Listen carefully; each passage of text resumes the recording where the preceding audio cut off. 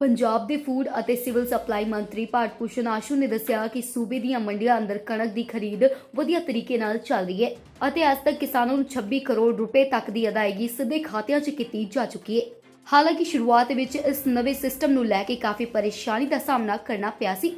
Procurement हमारी बड़ी आगे से स्मूथ होती जा रही है। इनिशियली थोड़ा शुरुआती दौर में मुश्किलें थीं, कुछ बारदाना इशू था, कुछ हमारे पेमेंट के इश्यूज़ थे, पर हमारे ऑफिशियल्स बहुत तेज़ी के साथ इन मुश्किलों को ख़त्म करते जा रहे हैं और आने वाले टाइम में ये प्रोक्योरमेंट और स्मूथ तरीके से चलेगी। 54 लाख मीट्रिक टन के करीब फसल हमारी मंडियों में आई हैं और उसमें 50 लाख मीट्रिक टन सारी स्टेट एजेंसियाँ उसको प्रोक्योर कर चुकी हैं।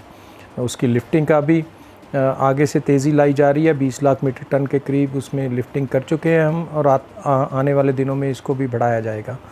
जहाँ तक बारदाने का इशू है, पूरे अरेंजमेंट किए हुए हैं और हमने वंस यूज़ बारदाने की परमिशन आड़तियों को भी दे दी है, ताकि अगर कहीं बारदाना नहीं होता तो वो मार्केट से परचेज़ करके उसको यूज़ कर सकें। उनकी पेमेंट उनको बाकायदा तौर पे इमीडिएटली दी जाएगी।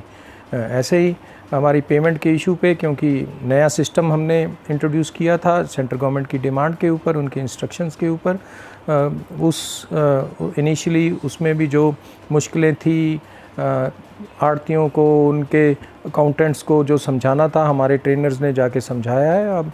अब हमारी पेमेंट भी काफ़ी स्मूथ तरीके से होनी शुरू हो गई है। कल तक 1141 करोड़ के करीब हमने कर दी थी, आज 1500 करोड़ के करीब और पेमेंट हम रिलीज़ कर देंगे और 1-2 दिन में पेमेंट हम बिल्कुल स्मूथ कर देंगे।